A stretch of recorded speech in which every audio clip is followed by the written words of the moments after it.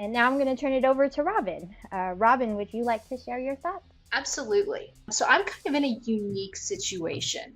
Not only am I a full-time student at Walden, enrolled in a PhD program, but I'm also dually enrolled at another university full-time on a semester program. So at any given time, I am taking 4 classes at a time, although that's coming to an end because I'm actually completing my thesis. So I'll have that master's complete.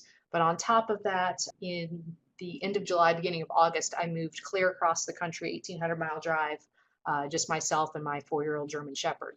So I'm kind of getting settled into this whole new routine, new city.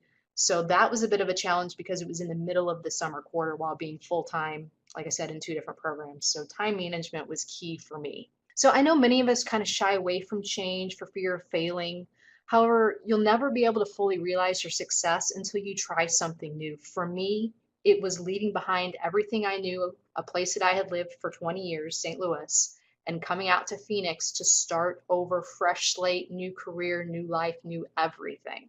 Literally sold my house and almost everything I owned to come out here and start over. That was a huge change. And I know a lot of people would have shied away from that, but the only way I was able to do that and still maintain my coursework, have a little bit of a social life, sleep, eat, function, get my homework done, was effective time management. So, and I know the decision to return to school or continue one's education can be both a source of fear and failure.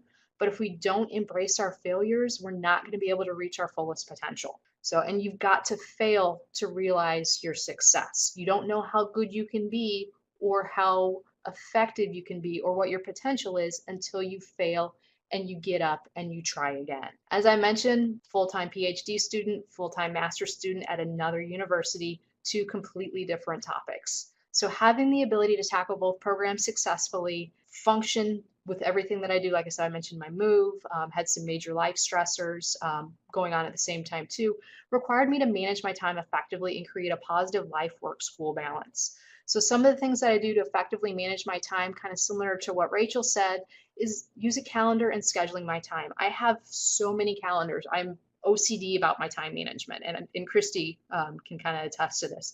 I have a desktop planner, one of those big month calendars with the note sections on the back. You can get them at the dollar store. As soon as we get our program materials and we get access to the syllabi and everything, I write down my discussion due dates. I write down when my assignments due, and then when I have major papers due. And I highlight and color code by university and whether it's a discussion board, it's an assignment, or if it's a major project like a paper or final project type thing. So that way I can kind of look at a glance. On the same calendar, I put my personal appointments and I've got those color coded as well. So I can look at my calendar and go, blue is things for the other university, green is for Walden, orange will be personal appointments. Like right now, I'm looking at my calendar and I see that's what my dog's training is he's in orange. My doctor's appointments are in yellow, that sort of thing.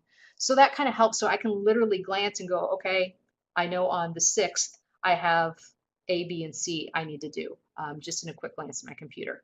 I do put some things into my calendar.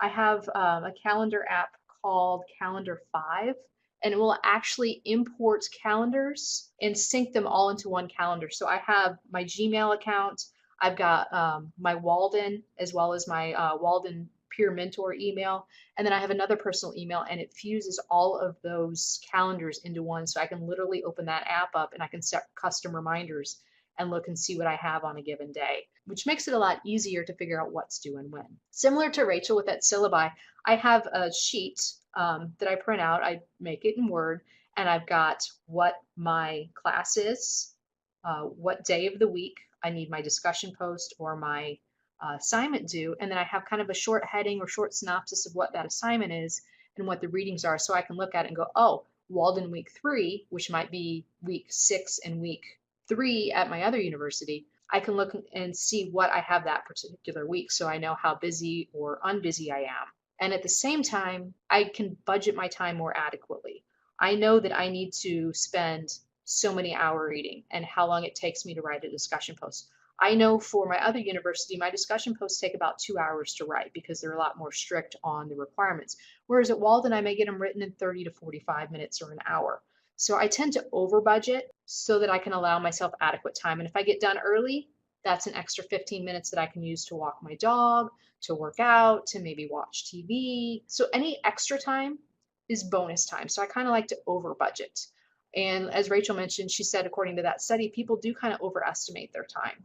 So that's one thing I like to do to kind of help me keep on track. At the same time, I schedule my days. On a certain day of the week, I'll do all of my Walden work for one class. On another day of the week, I'll do all of the Walden work for another class. And then my other universities each get a dedicated day. And sometimes there's bleed over where I might do a little bit of psychology homework for one class on 2 days, and then one only takes half of day. And at the same time, I do the same thing with my discussion responses. So I make sure that I get them done in a timely manner, and I'm able to get back in and check my posts 2 or 3 times like the instructors like me to do. At the same time with budgeting my time, it helps keep me organized, keeps me on task, and I'm also able to schedule self-care items. If I want to go get a massage, I make sure every day I schedule an hour to work out. What I do during that workout depends on how I feel, but I schedule that time. So if I want to go for a 45-minute or hour run, I can do that. Or if I want to do yoga or lift weights or whatever. But that is key. You need to schedule that self-care in there. And you may seem like, oh my goodness, my schedule is so full. How can I get 30 minutes in there to work out? If you work out, whether you're morning person, afternoon person, if you work out, I can guarantee you're going to more effectively manage your time. You're going to have more energy, and you're going to be more productive. So that's kind of my keys on how I tackle time management and how I'm able to accomplish all of these things and still stay sane and get 6 to 8 hours of sleep at night.